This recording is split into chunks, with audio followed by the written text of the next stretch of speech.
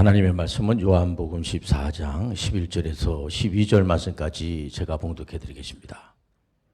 내가 아버지 안에 거하고 아버지께서 내 안에 계심을 믿으라. 그렇지 못하겠거든 행하는 그 일로 말미암아 나를 믿으라.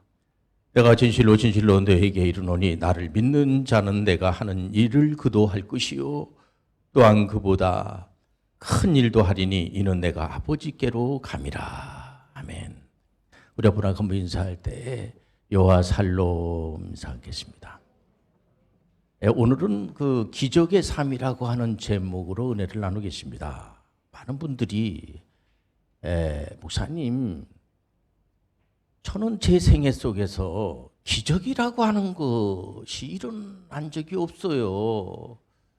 또 어떤 분들은 기적을 정말 강구하면서 기적도 체험을 하고 그런 분들도 또 많이 계십니다. 보면은. 그러나 우리가 기적주의로 가면 안 돼요. 기적이 있지요. 우리가 창세기, 그러니까 하나님의 말씀, 이제 창세기부터 그 계시록까지 여러분들 잘 알다시피 성경이 66권으로 되어 있잖아요. 그런데 66권 중에서 특히 창세기 1장 에서 11장까지를 원역사라고 그럽니다. 원역사. 그 원역사의 내용을 이렇게 보면은 하나님께서 이 식물계를 만들고 동물계 또 광물계 모든 걸 다 만드시고 이렇게 하시면서 특히 사람은 하나님 형상으로 지음받은 존재가 사람이잖아요. 이 사람에게 동물계를 다스리라고 그러고 또 식물계도 다스리라고 그러고 광물계도 다스리라고, 이 다스리라고 했다고 그래가지고 함부로 하라는 게 아니에요. 우리가 이 식물들을 보더라도 참 식물들을 보면 참 아름답지 않습니까? 저 집에도 이제 이렇게 하원에서 이제 또 누가 선물 주고 그래서 조그만 그런 난초라든가 이런 거를 이렇게 이제 제가 물을 이렇게 이제 주면은 계속 저 지금 10년 이상 자라는 나무들이 많아요. 저희 집에 오면은 거기 지금 완전히 숲 우거진, 그건 너무 좋아하는 것 같아요. 이 나무가 있다는 것 자체가, 식물이 있다고 하는 것이 너무 참 귀한 것 같습니다. 한번 우리 집에 조그만 거북이를 여기 이제 거북이는 또 그런 걸 연구하는 그런 선생님 같아요. 제가 보니까 그분이 이제 판매도 하고 하는데, 꽤 오래 몇 년째죠. 몇 년 전에 그 선생님한테 가니까 그 거북이가 아주 조그만데 그 거북이를 너무 귀하게 여기고 그걸 이제 이렇게 봉지에다 이렇게 넣어서 파는 거죠. 파는데도 막 인격적으로 굉장히 그 거북이를 귀하게 여기면서 그걸 제가 봐서 가지고 와가지고 이제 몇 년 이게 그러다 보니까 거북이가 이게 교감을 가져요. 그래서 굉장히 이렇게 조그만 등을 이렇게 하나 해주니까 거북이가 발레를 해요. 이 거북이들이 고개를 이렇게 쏙 집어넣고 있는데 안 그래요. 고개를 쏙 하고 팔을 쫙 뻗치고, 나 그렇게 발레 잘하는 거북이 처음 봤어요. 이게 정말 이 동물을 우리가 참 귀하게 여기고 그렇지 않습니까? 그렇기 때문에 우리가 또 광물계 이런 쪽도 막 난개발을 하고 그러면 안 돼요. 자연을 너무 훼손하고 그러면요, 그러면 안 되죠. 자연이 얼마나 우리한테 많은 혜택을 주고 그렇지 않습니까? 그렇기 때문에, 그러나 어떤 동물도 어떤 식물도 어떤 광물도 사람을 다스리라고 하진 않습니다. 어쨌든 간에 우리 하나님께서 이 피조물인 사람들에게, 부족하지만은 우리 하나님께서 사람들에게 특권적 기적을 전 베풀었다고 생각이 되지 않습니까? 그런데 여러분 잘 알다시피 인류의 조상 아담과 하와가 우리 하나님의 말씀, 선악을 알게 하는 나무의 열매 그거 먹으면 안 돼, 먹으면 죽어. 근데도 사단의 말을 듣고 그러니까 인류의 조상 아담과 하와가 하나님의 말씀보다는 사단의 말을 듣고 타락해버리고 말잖아요. 그 타락한 그것이 아담과 하와의 그 죄가 그냥 온 인류를 힘들게 하지 않습니까? 그래서 어떤 분들은 그게 목사님, 아담과 하와가 죄진 거 그건 그분들이 책임이지. 근데 그분들이 아담과 하와가 하나님 옆에 가가지고 하나님 그 선악을 알게 하는 나무의 열매를 먹지 마라. 그거 먹으면 안 되는데 사단의 말을 듣고 꿰매 빠져서 이걸 죄송합니다. 용서해 주세요. 그래서 그 문제가 해결될 게 아니에요. 또 우리가 대신 아담과 하와가 그런 죄를 졌으니까 우리가 하나님 앞에 가가지고 하나님 좀 어떻게 아담과 하와의 죄를 좀 용서해 줄 수 없나요? 해가지고 이 문제가 해결되는 게 아니에요. 이 문제가 해결될 수 있는 방법은 하나님이 사람이 돼가지고 하나님께서 독생 성자 예수 그리스도가 오셔가지고 십자가에서 피를 흘림으로 피 흘림 없이는 죄사함의 은총이 없다고 그러잖아요. 그렇기 때문에 그분께서 하나님이 사람이 돼가지고 우리 죄 문제 해결해 준 거 이거 자체가 기적이라는 겁니다. 창세기 12장에서 이제 50장까지가 이스라엘의 그 믿음의 조상 아브라함의 그 족장, 믿음의 조상 아브라함 1대 족장이지 않습니까? 그 아브라함이 그 먼 곳까지 가십니다. 그 가나안 땅까지 가잖아요. 그러니까는 이분이 사업을 하는데 먼 나라에 가가지고 사업을 하는 거예요. 사업을 하는데 여러분들 알다시피 아브라함이 특별히 이렇게 그런 게 좀 어떻게 보면 참 착한 분 같아요. 아브라함이 여러 가지로 이렇게 그 내용을 들여다보면은. 그런데도 요즘 사업하기가 얼마나 힘듭니까? 먼 나라에 가가지고 큰 거부가 되지 않습니까? 그 아드님이 이삭이잖아요.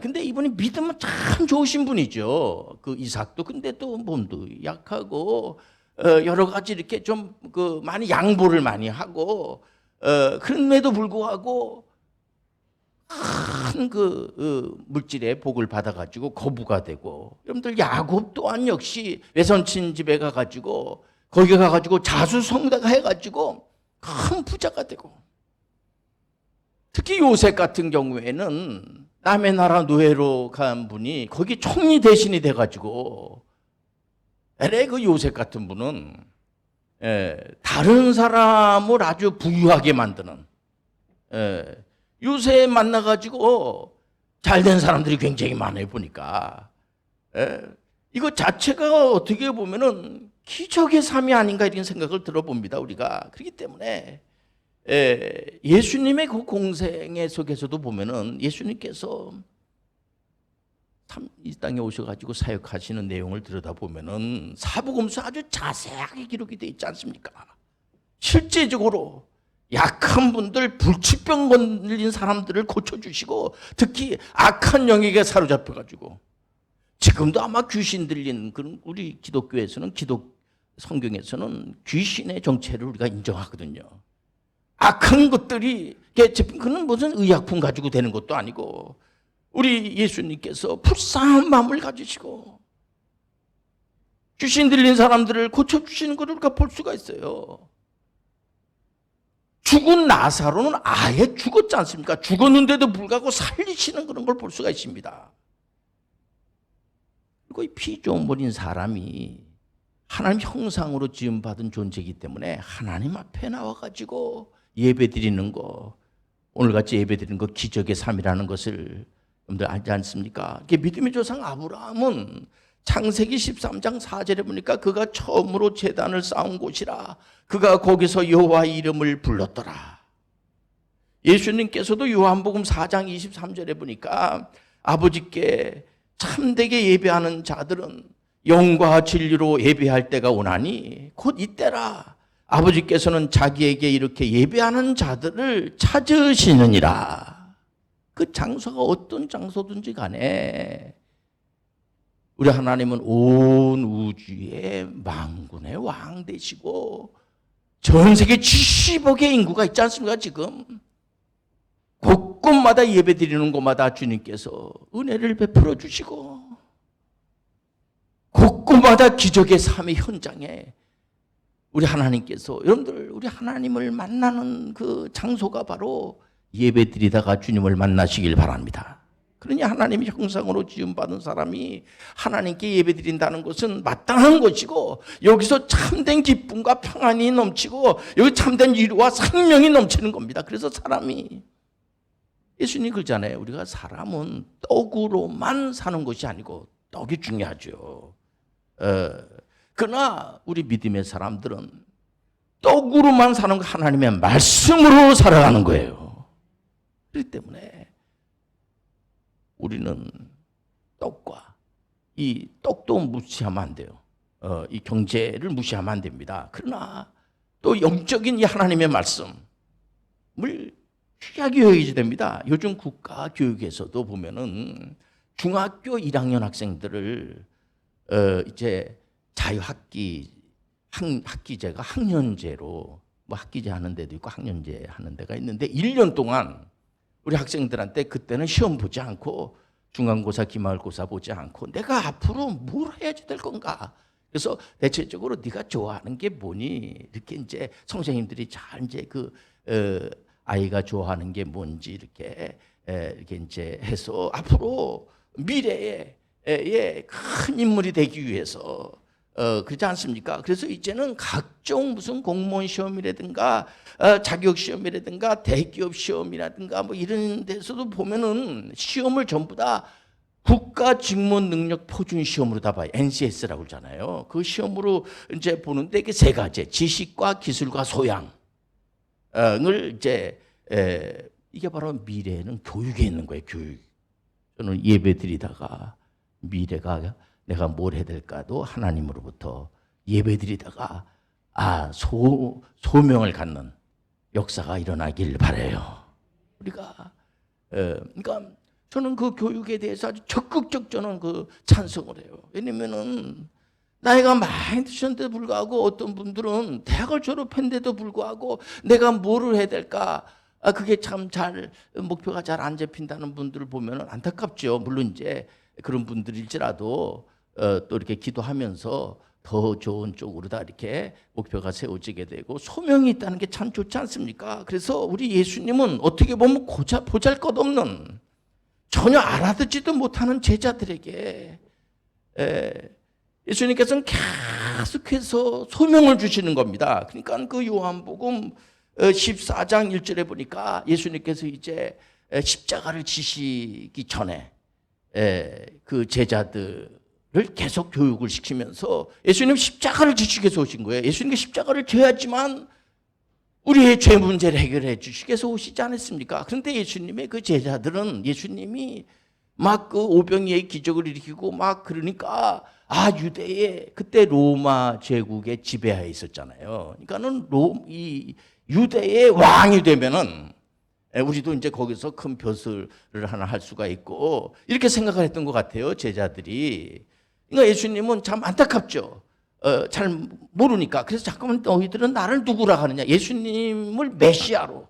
예수님은 메시아가 되기 위해서, 이분이 구세주가 되기 위해서 막 노력하고 애쓰고 힘써서 메시아가 되는 게 아니고요. 그분은 본래 하나님이신데 우리를 구원하기 위해서 오신 메시아로 믿어야 되는데 이게 이분들이 잘 그렇게 못 믿는 거죠. 그러니까는 우리 예수님께서 제자들한테 묻습니다. 너희는 마음에 근심하지 말라. 요한복음 14장 1절에서부터 이해해 보면은요, 또 나를 믿으라. 내 아버지 집에 거할 곳이 많도다. 그렇지 않으면 너희에게 일렀으리라. 내가 너희를 위하여 거처를 예비하러 가노니. 그러니까 이분이 십자가상에서 이제 빌로 돌아가시고 부활승천하시는 하나님 앞에 또 가셔야 된단 말이에요. 이제 그까지 다 얘기를 하는 거예요. 가서 너희를 위하여 거처를 예비하면 내가 다시 와서 너희를 내게로 영접하여 나 있는 곳에 너희도 있게 하리라. 내가 어디로 가는지 그 길을 너희가 아느니라. 그러니까 도마가 뭐라고 하냐면, 도마가 이르되 주여 주께서 어디로 가시는지 우리가 알지 못하거늘 그 길을 어찌 알겠사옵나이까. 예수께서 이르시되 내가 곧 길이요 진리요 생명이니 나로 말미암지 않고는 아버지께로 올 자가 없느니라. 너희가 나를 알았더라면 내 아버지도 알았으리로다. 이제부터는 너희가 그를 알았고 또 보았느니라. 이제 빌립이 이르되 주여 아버지를 우리에게 보여주옵소서. 그리하면 족하겠나이다. 우리 예수님께서 계속 교육을 시켰는데도 불구하고 이 제자들이 통문서답하고 있는 겁니다. 예수께서 이르시되 빌립아 내가 이렇게 오래 너희와 함께 있으되 내가 나를 알지 못하느냐. 나를 본 자는 아버지를 보았거늘 어찌하여 아버지를 보이라 하느냐. 내가 아버지 안에 거하고 아버지는 내 안에 계신 것을 내가 믿지 아니하느냐. 내가 너희에게 이르는 말은 스스로 하는 것이 아니라 아버지께서 내 안에 계셔서 그의 일을 하시는 것이라. 내가 아버지 안에 거하고 아버지께서 내 안에 계심을 믿으라. 그렇지 못하겠거든 행하는 그 일로 말미암아 나를 믿으라. 근데 이 제자들이 진짜 답답할 정도로 예수님께서 이 땅에 오신 그 분명한 목표 이걸 잘 모르세요. 이때만 하더라도 그러니까 그럼에도 불구하고 예수님께서는 엄청난 그런 그 기적의 은총을 베풀어 주는 말씀이 12절에 내가 진실로 진실로 너에게 이르노니 나를 믿는 자는 내가 하는 일을 그도 할 것이요 또한 그보다 큰 일을 하리니 이는 내가 아버지께로 감이라. 예수님께서 그럼에도 불구하고 예수님께서 야단치지 않으시고 모를 수도 있죠. 예수님께서의 교육을 할 때 보면은 중간에서 예수님께서 포기하지 않습니다. 끝까지 예수님을 3번씩이나 배반한 그 수제자 베드로에 대해서도 야단치는 게 아니고 지금 야단치고 그 제자들이 와가지고 예수님한테 용서해 주세요. 우리가 잘못했습니다. 그런 얘기 듣는 게 아니에요. 그 얘기를 듣고 싶어서 예수님이 하는 게 아니에요. 정확한 방향을 알아야 된다는 거죠. 목표와 방향을 알아야 된다는 겁니다. 그래서 기적 중에 기적의 삶은 바로 예수님께서 부탁하신 뭐입니까? 예수님께서 뭐라고 그래요? 당신들은 지금 예수님의 제자들이 못 알아들어요. 근데도 불구하고 예수님께서 예수님이 하신 일을 제자들도 할 수가 있고 그보다 더 큰 일을 할 수가 있다. 더 큰 일을 할 수가 있다. 예수님께서 부활승천하시고 나서 성령을 보내주신 겁니다. 성령을 보내주셨는데 약속한 대로 그때부터 교회 시대가 쫙 열리게 되는 겁니다.